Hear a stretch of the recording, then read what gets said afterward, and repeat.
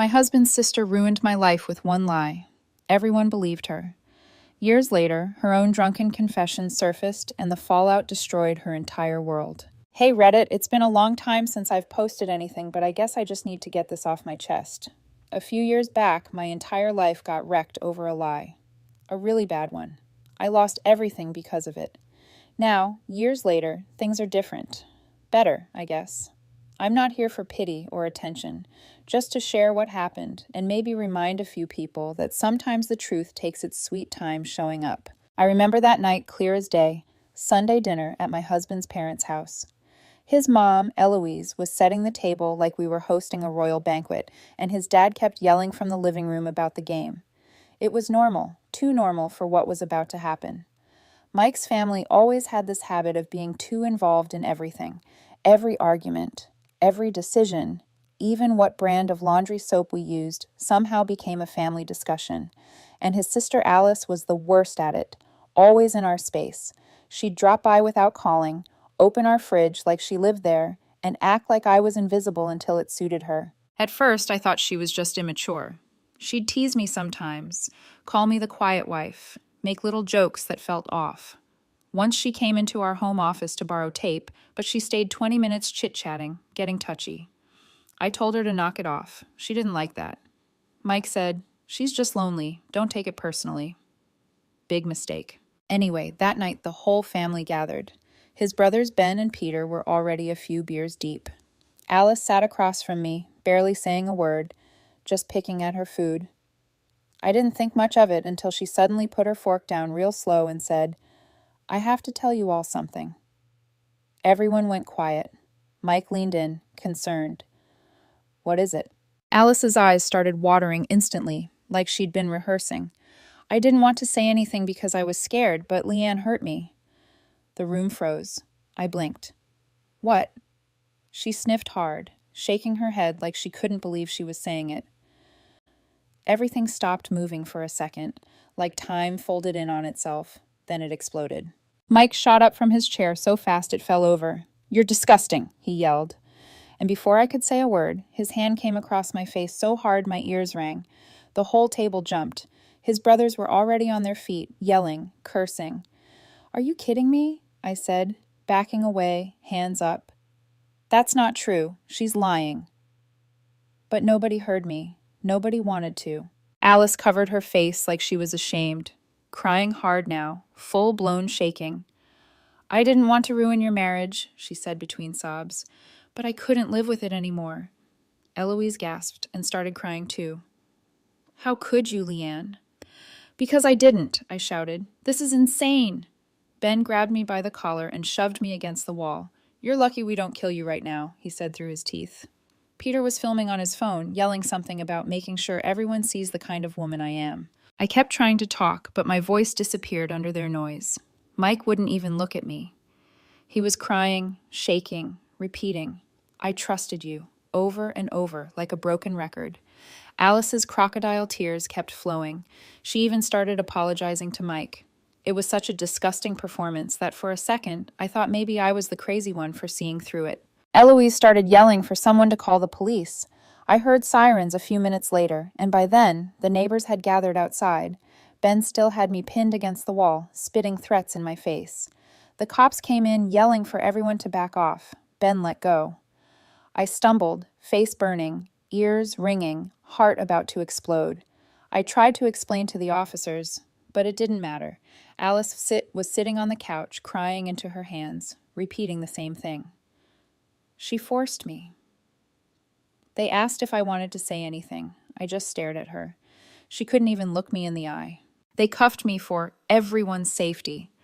As they dragged me out, I caught a glimpse of Mike standing by the stairs, crying quietly. Not once did he ask me if it was true. Not once did he say, "Wait, let's hear her out."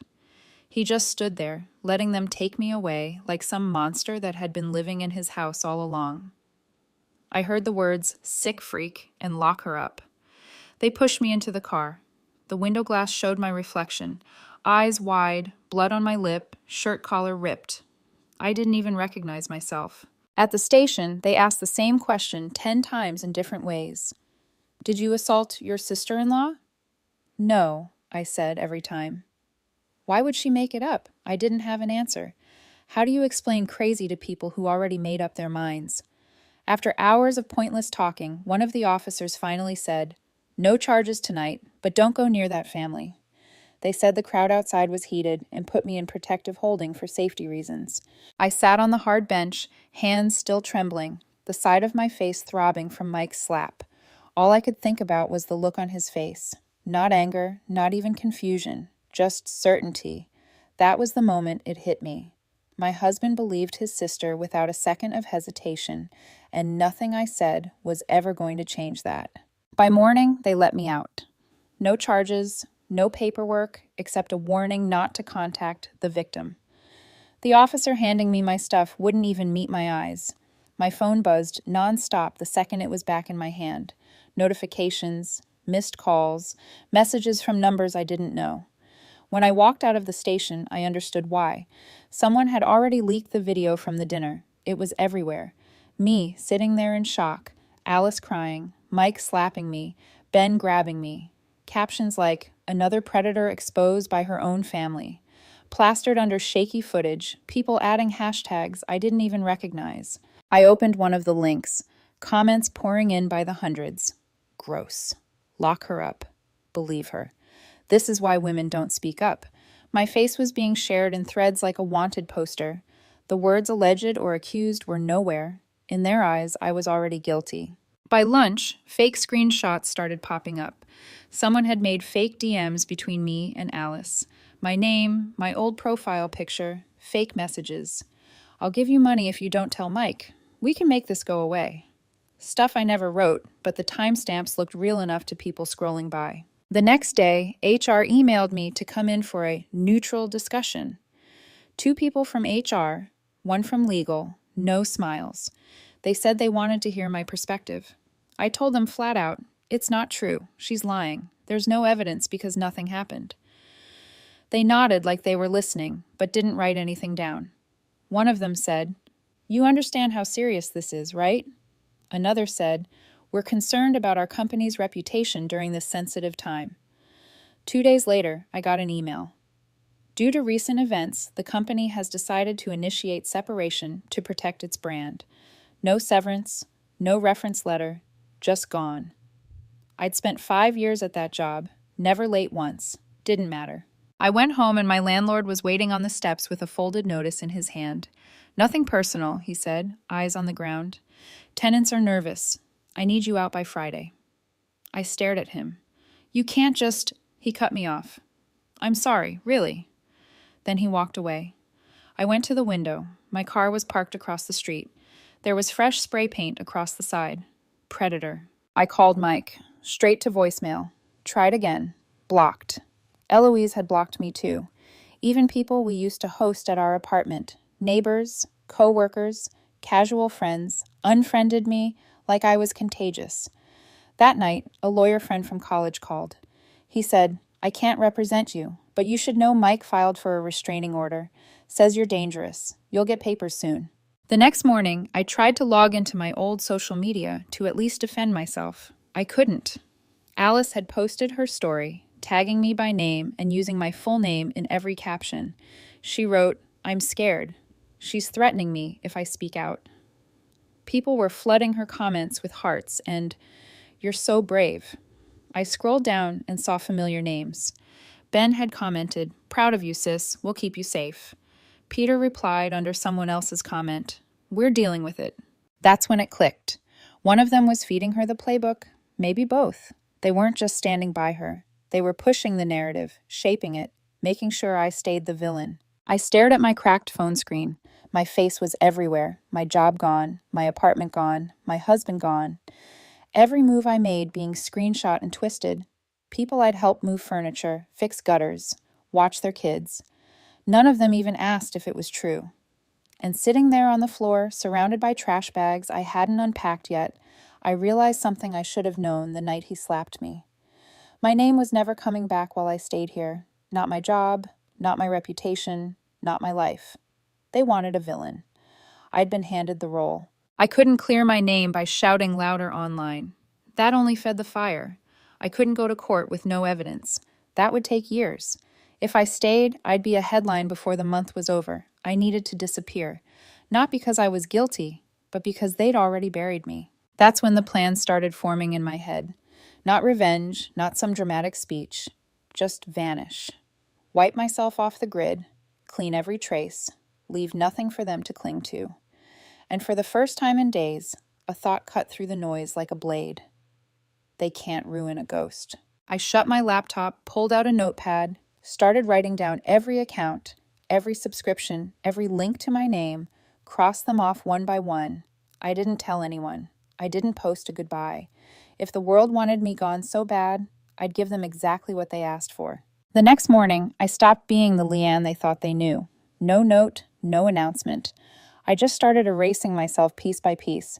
First went the social media, every account, every old post, every picture. I didn't just deactivate them. I deleted them, changed recovery emails, wiped backups.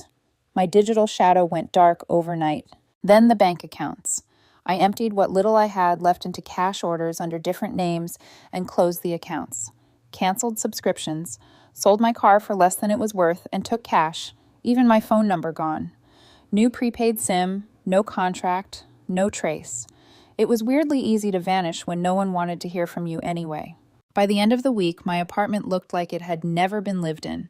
Clothes bagged, furniture listed on Craigslist under fake profiles.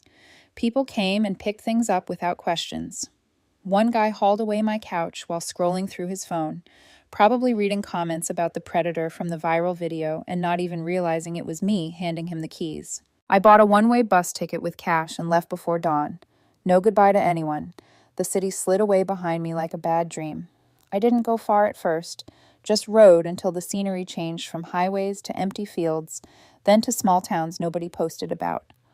By the time I reached the coast, I was using a new name, Mia. Not Miles, not anything sentimental, just plain Mia, the name stitched on an old work shirt I found at a thrift shop. The town I landed in was small and gray, tucked against the edge of the water like it was hiding from the world.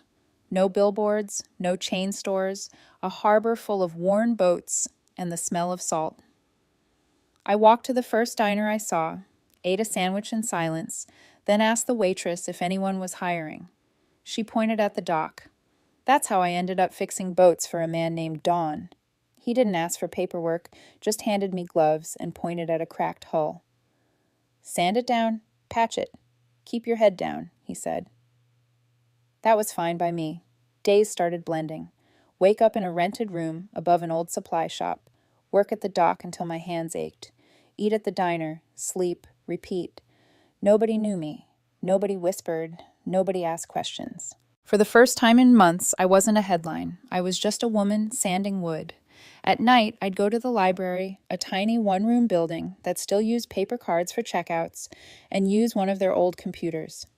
I'd search my old name, not because I wanted to torture myself, but because I needed to know the scale of the lie. Every time there was more, Alice on some podcast telling her story about surviving a predator in her own family, her followers leaving comments like, "You're so strong and we believe you." Mike was nowhere. No statements, no posts, just silent. I started saving everything. Screenshots, posts, interviews, dates, times, usernames. All of it went into a private folder on an encrypted USB I kept on me. Not because I knew what I'd do with it, but because I couldn't stand the idea of the truth disappearing while their lie thrived. Work kept me busy. The routine dulled the noise in my head. My hands got stronger, my skin rougher. People started recognizing me as Mia, the quiet woman at the dock who fixed things. It wasn't a life, not yet, but it was breathing room. Then one night, after closing the library, I sat at the old computer scrolling through another thread about Alice. Same comments, same fake sympathy. I was about to log off when a new email appeared in the inbox I'd made for job hunting. No subject line, no name, just 5 words. I know you didn't do it. I stared at it for a long time. No attachments, no links, just that sentence. My thumb hovered over the mouse. Reply or delete. For the first time since I left, my heart started racing again. I logged off without answering. I walked back to my room in the cold wind off the harbor, the message burned into my head. Back in the room, the USB drive felt heavier than usual in my pocket. I sat on the edge of the bed, laptop open, the email still on the screen. My new name was Mia. My hands were calloused. My old life was gone, but whoever sent that message had just reminded me my story wasn't. I stared at the blinking cursor, unsure whether to reply. After a while, I copied the address into a search bar. Nothing came up. It wasn't tied to anything public. My gut said trap, but curiosity won. I replied with one word. Who? A few minutes later, another message popped up. No text, just a link. A short, messy URL that didn't look like any social platform. I hovered over it for a full minute before opening it in a new tab using the library's computer. If someone was tracking me, they weren't getting my personal device. The page loaded slow, like it was fighting to stay alive. Just one video file sitting in the middle. No title, no watermark. I hit play. The camera was shaky like it had been recorded on a phone at a private party. Music thumping faintly in the background. People laughing off screen. And then Alice sitting on some couch, drink in hand, makeup smudged, eyes half-lidded. She was laughing. The kind of laugh people use when they've had too much and think they're untouchable. You know what's funny? She slurred. Everyone actually believed me. Someone behind the camera asked what she meant. Alice leaned forward, smiling like it was a secret joke. Leanne, she said. The woman I said assaulted me. I made it up. She even laughed about the pregnancy part, said she made that up too, that it was just to make it stick. The person off-screen laughed awkwardly. No way! Alice rolled her eyes. She looked at me like I was nothing, so I made her nothing. I told them she did it, and boom, gone. Everyone believed me, even Mike. She snorted, especially Mike. My stomach twisted. I replayed it 3 times just to be sure it wasn't deep fake or edited. It was her voice, her laugh, her words. She confessed to destroying me like it was gossip. I downloaded the video instantly and copied it onto my encrypted drive. Then I checked the source. I checked the file details. It was hosted on a private drive link, and the owner tag showed Mike M. right there in the metadata. My heart stopped. That meant my husband, or ex-husband, whatever he was now, had the video. I sat there in silence, the fan from the computer humming like static in my skull. That meant Mike knew, or had at least seen that clip, maybe for weeks, maybe months, and he hadn't said a word. At first I thought he might be trying to frame me again somehow, but the clip was too damning to his sister. There was no benefit to him sending it unless he'd finally realized what really happened. I couldn't decide what stung more, knowing I finally had proof or realizing Mike had seen it before me and still said nothing. For the first time, I wasn't angry. I was cold, focused. Going public would have been messy. No one listens to long explanations online. They just scroll to the next drama. But Alice's whole world was built on image. The victim, the brave survivor, the influencer with a cause. I didn't need to destroy her. I just needed to show the truth to the right people. So, I started small. I made 3 anonymous accounts using throwaway emails and VPNs. I uploaded the clip to a hidden folder on an encrypted cloud drive. Sent out links labeled Private Proof, Alice. First to her fiancé. He was some real estate guy from her city, then to her employer, a nonprofit that posted daily about protecting survivors, and finally to a couple of smaller online forums that still discussed my case occasionally. Within a week, the cracks appeared. Her fiancé deleted all their engagement photos, then his page went private, then her account disappeared for 2 days and came back with all comments turned off. She volunteered with a nonprofit and worked at a boutique. Both cut her loose without a word. I didn't smile, didn't celebrate, just watched it unfold from a library computer like a spectator at my own funeral. Every time I saw her image fade from another platform, I saved the page. Date, time, screenshot. My folder grew, not because I needed more evidence. I just liked watching the truth finally leave footprints. About 2 weeks later, another email came in. This one from a different address, but the tone was the same. Short, careful, almost guilty. Subject: I know what she did. Message: please talk to me. There was no name, but I knew the spacing, the punctuation. It was Mike. I could tell by how he capitalized and how he always put periods after short sentences. He'd done it in every text we'd ever sent. I sat there staring at the screen again, hands hovering over the keyboard. He had my new email somehow, which meant he'd been looking for me. For what? To apologize? To explain? To make himself feel better? I didn't reply. I read the message 3 times, then forwarded it to my private folder with everything else. The folder that had become my real diary, my proof that I hadn't gone crazy, that this happened. Then I deleted the email chain from my inbox entirely. If he wanted to talk, he should have done it when I was bleeding and cuffed, not now that his world was shaking. I leaned back in the chair, the dull hum of the computer fan filling the silence again. For the first time, the truth wasn't buried, and this time I wasn't going to let anyone twist it again. I closed the laptop, pocketed my USB, and left before the library lights flicked off. That night, I slept with the calm of someone who finally had proof and the certainty that she wasn't done yet. It was late afternoon when I heard the knock, not the casual kind. This was steady, deliberate, like someone rehearsed it. When I opened the door, he was there, Mike, soaked, tired, clutching an umbrella that had given up halfway. He looked like he hadn't slept in days, maybe weeks. His eyes didn't have that spark I used to know. "I found you," he said softly, voice shaking just enough to sound real. "It took me a long time." I didn't answer, just stared, letting him squirm under the silence. He swallowed. "I hired someone, a private investigator.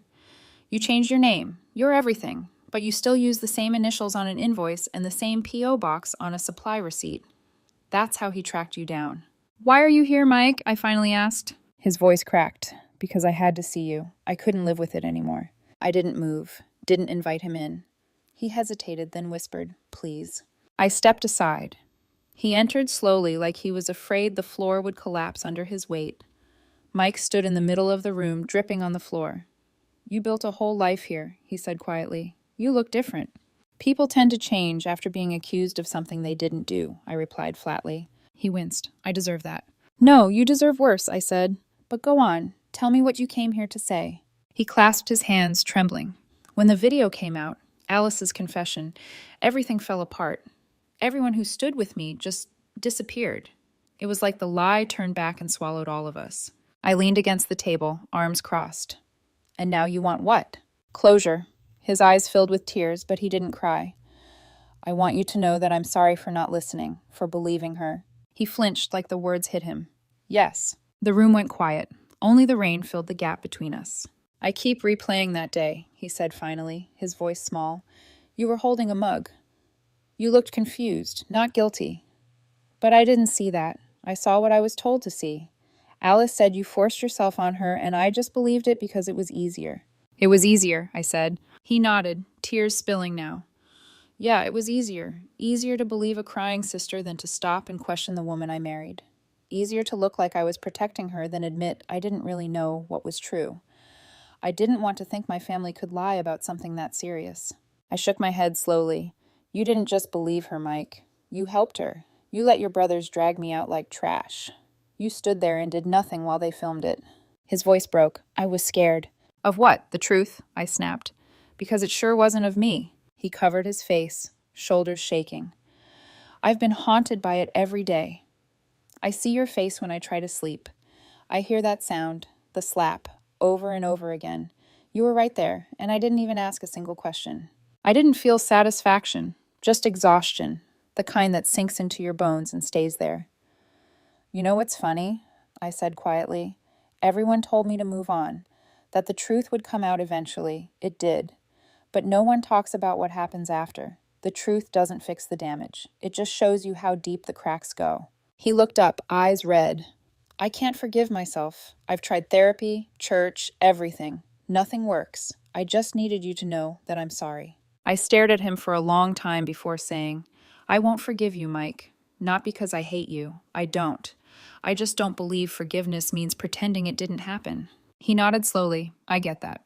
But," I continued, "you still have to do the right thing. If you really mean what you said, you'll make it right publicly. Not for me. I don't need it. But because you helped bury the truth, you helped destroy a woman who didn't deserve it, so go fix what you can." His lips trembled. "I already have. I sent the full recording to every journalist who ever ran that story. I gave them my statement, told them exactly what I did." "Good," I said. "Now you get to live with that too." For a second, he looked like he wanted to argue, like he thought maybe if he explained it better, I'd finally let him off the hook. But he didn't. He just nodded quietly, accepting that there was no winning this conversation. He pulled his coat tighter and walked toward the door. Mike paused before leaving. "You were always the better person," he said softly, "even now." I looked past him at the storm outside. "No, I just learned the hard way that some people don't deserve another chance." He stepped out into the rain, didn't use the umbrella, just walked straight into it until his shape disappeared down the road. I watched for a moment, then turned back to my desk. My laptop was still open. The screen blinked with a pending task from a client in another city. I sat down, cracked my knuckles, and went back to work. Because life didn't pause for guilt. Not mine, not his, and this time I wasn't going to let anyone's tears rewrite what I'd already rebuilt. It started small, not national, not viral, just local. Someone back home posted the video on a community Facebook group. Then it hit the town's news site. Local woman exposed for false assault allegation. No names at first, but everyone there knew exactly who it was. The video was short, blurry, and clear enough to ruin her. Alice, drunk, saying, "She looked at me like I was nothing, so I made her nothing." The same words I'd heard months ago. I didn't upload it. I knew right away it had to be Mike. By morning, everyone back home was talking. Local cafes, grocery aisles, even barber shops. You could hear her name whispered like a curse. People who used to praise her were now pretending they always had doubts. The same folks who once said, "Poor Alice," were now calling her a monster. It didn't go national or hit big headlines, but back in that town, it spread like fire in dry grass. By the end of the week, Alice's world fell apart. The boutique she worked at quietly fired her. No post, no statement, just erased. Her fiancé, that guy with the gelled hair who used to glare at me during holidays, called off their wedding. People saw him moving his stuff out of her apartment in the middle of the night. Her mom, Eloise, got cornered at the grocery store. Someone overheard her arguing with the cashier who refused to bag her things. The lady just said, "You should be ashamed." The whole store went silent. She left everything on the belt and walked out. Her brothers weren't doing any better. Ben, the loud one, lost his job at the local high school. Parents started complaining once the video of him dragging me out years ago resurfaced online. "Not the example we want for our kids," one mom wrote on Facebook. That was all it took. He resigned. Peter's garage got spray painted twice with the word liar. He closed it the next week and moved out of town. And Mike, no one said much about him. He stayed out of sight. I figured he was the one who uploaded it, maybe to set the record straight, maybe to ease his guilt. Either way, I didn't reach out. I'd already heard enough. It was strange seeing people who once looked at me like a criminal suddenly look at me like a ghost they wronged. I'd go into town for coffee, and people would lower their voices. Some nodded politely. Others said, "Hey, glad you're still around," like I'd died and come back. Not people from my past, just folks here in this harbor town who only knew the rumors secondhand. Even Mrs. Ingram, the old bakery lady who once refused to serve me, slid a bag of bread across the counter one morning and said, "This one's on me, sweetheart." No apology, no explanation, just guilt wrapped in brown paper. That night after work, I was cleaning up my desk when my phone buzzed. It was an article link someone sent from an unknown number. Headline, "Alice hospitalized after overdose attempt." I just stared at it. Didn't open it for a few minutes. When I finally did, the first line said she'd left a letter behind. It mentioned me by name. Said she regretted everything. Said the guilt was eating her alive. Said she never meant for it to go that far. I set my phone down and sat there for a long time. I didn't feel happy or sorry, just tired. For years, I used to imagine that moment. The truth finally coming out. Her paying for what she did.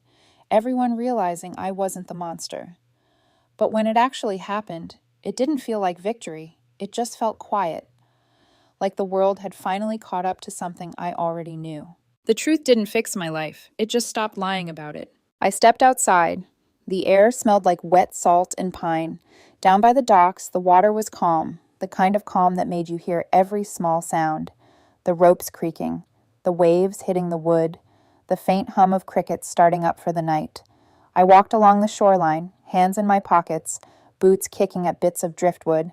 A couple of locals nodded as I passed. No one said anything. They didn't have to. Somewhere behind me, the town lights glowed faint through the fog. That small, ordinary town where everyone thought they knew the story. Now they did. I thought about Alice in that hospital bed, about Mike hiding somewhere with his guilt, about all the people who cheered when I was dragged out of that house. I wondered if any of them realized that an apology doesn't undo years of damage. A year passed. I didn't move away. I didn't need to.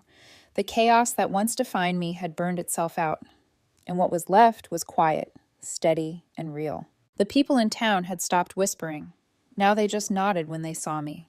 A few even came to me for help, not with gossip, but with tech stuff. It started small. A guy from the dock asked if I could help him recover his hacked email. Then another wanted help taking down fake reviews someone had posted about his shop. Word spread fast in small towns, especially when someone actually fixes things. Before I knew it, I had a line of people who wanted me to help them clean their mess online. So I made it official. Bought a cheap office downtown, 1 room, 2 desks, a coffee maker that only worked half the time. Put up a sign that said Shoreline Cyber Solutions. I didn't tell people much about my past. Didn't need to. Most knew anyway. I guess that's what made them trust me. Business picked up faster than I expected. Not because I was flashy, but because I didn't sugarcoat things. When clients came in panicking about bad posts or fake rumors, I didn't promise miracles. I told them the truth, that the internet never forgets, but it stops caring once you stop feeding it. Funny thing is, people respected that. Some days, I'd have fishermen, teenagers, and business owners all sitting in the waiting area swapping stories about getting doxxed or scammed. It was weirdly normal. One Thursday afternoon, I was fixing a client's laptop when the doorbell jingled. A kid, maybe 16, stood there holding a phone like it was a piece of evidence. Tall, nervous, the kind of kid who looked like he'd rather be anywhere else. Are you Ms. Mia?" he asked. "Yeah," I said. "What's up?" He hesitated. "You're the woman from that story, right? The one who got framed?" I froze for a second. I hadn't heard anyone say it out loud in a long time. "Where'd you hear that?" "Online," he said quickly. "There was this post. It didn't say your name, but I recognized the town and the details. My mom showed me. She said it was a lesson about how people rush to judge." I nodded slowly. He pulled out his phone and opened a file. Someone at my school edited a photo to make it look like I was selling test answers. Posted it everywhere. I almost got suspended before they found out it was fake. I didn't know how to stop it, so I came here. He looked down at his shoes. "That story about you made me realize maybe my life's not over because of one lie." That hit harder than I expected. I told him to sit. We went over how to remove the fake posts, how to report the profiles, how to collect proof in case he needed it. He listened carefully, scribbling notes like it was homework. After he left, I sat there for a while thinking about how I used to obsess over the world, knowing I was innocent. Back then, I thought justice meant headlines, apologies, or maybe even a courtroom win. But what I realized was simpler. Justice is surviving long enough to see your life work again. People come in here every week with different stories, but the same kind of pain. Some cheated on, some framed, some just unlucky enough to end up on the wrong side of a rumor. They all start with the same line, "I just want my life back." And I get it, because that's all I ever wanted too. Mike sent me one last message months ago. It just said, "I hope you're doing better." No apology this time, just that. I didn't reply. Some things are better left unanswered. Sometimes when I walk home at night, I pass by the local diner where I first ate when I moved. The waitress still works there. She knows me as Mia, the quiet woman who fixes broken passwords and keeps to herself. I like it that way. Life didn't turn out perfect. I'm not rich, not famous, not redeemed by any dramatic ending. But my name's clean, my work's honest, and I sleep without that pit in my stomach. That's enough. Every now and then, I check that folder, the one with all the old screenshots, news clippings, and proof. I don't look at it to relive it. I look at it to remind myself what it took to get here, because there are still thousands of people out there who will never get their truth seen or believed. And maybe that's why I keep doing what I do, helping whoever walks through that door, one digital mess at a time. The internet doesn't forgive easily. It doesn't forget, but it remembers everything, even the truth. You just have to survive long enough for it to surface. That's what I tell people now. Truth doesn't flinch, it just waits. And if you're patient enough, it finds you again, usually when you've stopped begging for it. I turned off the lights, locked the door, and looked out at the quiet street. Same town, same ocean air, different woman. And for the first time in a long time, that felt like winning.